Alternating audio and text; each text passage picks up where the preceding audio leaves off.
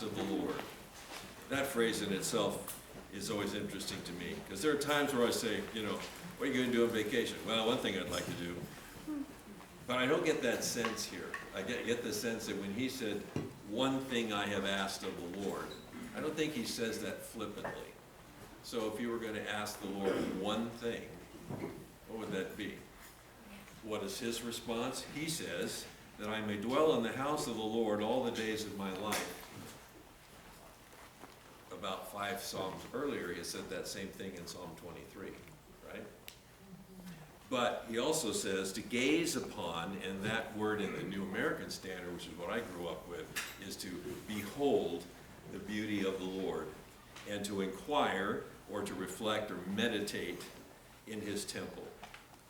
And I think it just reflects to me that in this particular point, the thing that David asks of the Lord in beholding him is that he knows when he does that, there's at least 3 things that I think he then in the next verse helps us to understand. One is that he is hopeful for the future, even though in Psalm 27 he seems to be attacked. And I believe it's more in the sense of when Absalom led the rebellion against him as opposed to when Saul was after him. I have reasons for that, but we don't need to go into that. The whole idea of not just having a hopeful future, but being patient in the waiting. As you remember, Psalm 27 says, wait for the Lord, wait.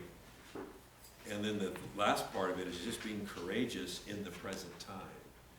And all of that I draw from the next verse that says, I believe that I shall look upon the goodness of the Lord, there's hope, in the land of the living. Wait for the Lord, there's patience. Be strong, there's courage.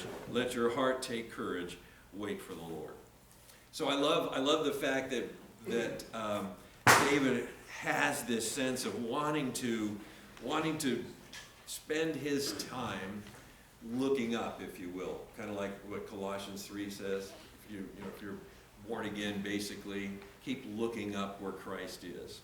And I think that sense for me really kind of brings to mind something important and why I want to pray a little differently tonight.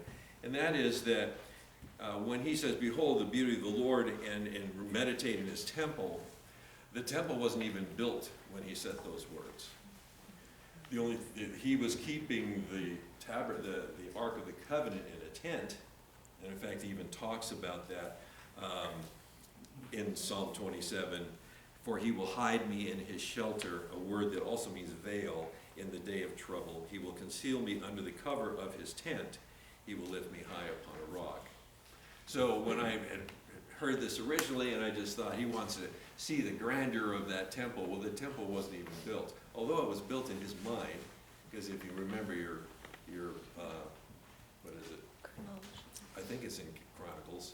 He actually had the plan that he gave to Solomon to build it, right? So he had it in his mind what that thing was going to look like, which was a great praise. But I think in the sense too that when David thinks about meditating upon the Lord and the beauty of the Lord, that has a lot to do with what he understood of what it means to be with the Lord, and I think especially with the Lord's people, the people who he draws strength from and who he partners with. But in the temple, in my mind, a couple of things happen. One, it affirms the presence of God. Obviously, the Ark of Covenant, the power of that, the symbol of God himself, is right there for them to see. That's what God wanted to do. He wanted to dwell among his people. I think it's not just that, but he also is there to hear their prayer. So not only a great encouragement when you think about the temple of God, that he is there, but he's there to hear, he's there to listen, he's there to be available, he's there for you, right? And I think those are critical things. And at the same time, to behold the beauty is to really give yourself a chance to think of all the things that are great, all the things that you would give thanks for at Thanksgiving time, all the things that when you think about the beauty of the Lord and his refuge and his strength and his deliverance and all the things that he is, those kinds of things for me are really the beauty we're talking about. Yes, certainly there was gold and this and gold that, and gold this and gold that. But I think it goes way beyond that, because that wasn't where the ark was sitting when David wrote this, right? But he's thinking of the beauty of God and what that is for us. So tonight I want to pray, not necessarily for individual things, although what I would hope we can do is pass out those yellow sheets, and if you have something you want Janet to put on that sheet, get that to her tonight, okay? But I want to pray specifically for those very things that we just talked about to happen in these concerts we're going to provide. I want people through not just your heart as you sing, that as they look at you, but the truth that you sing and the faith that you sing with, to say, He is here. God has come. Those aren't empty words to somebody who's not a believer. They walk in, they listen to you sing, and they're going, they must really believe that. They must really think that's true. That's one thing I really want people to feel, is that the presence of God is there. I really feel that that's a spiritual thing that has to be asked for. We can't just demand it.